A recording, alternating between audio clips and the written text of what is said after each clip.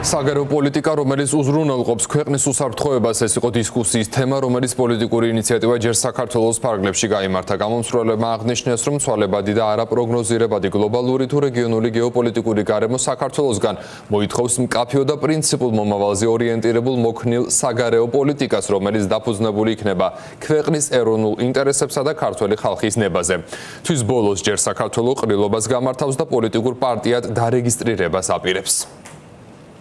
ერთი არის რომ ქართული დიპლომატიის ეფექტიანობა უნდა განიზომებოდეს, რამდენად შედეგიანი არის ის არაღიარების პოლიტიკაში.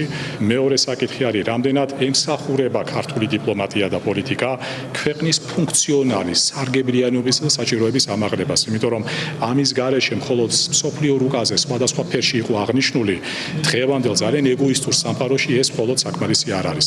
და მესამე და მთავარი საზომი, როცა ჩვენ ეფექტიანობაზე ვსაუბრობთ, ეს არის დიპლომატია ციფრ რამდენად წარმატებული არიან ჩვენი დიპლომატები. დღევანდელი მოცემულობით საგარეო პოლიტიკა არ არსებობს ქვეყანაში.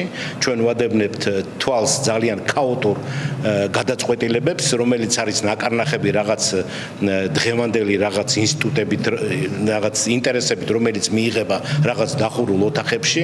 ამასთან დაკავშირებით ჩვენი მოსაზრებები წარუდგინეთ საზოგადოებას, რაც ეფუძნება ერთ უმთავრეს იდეას.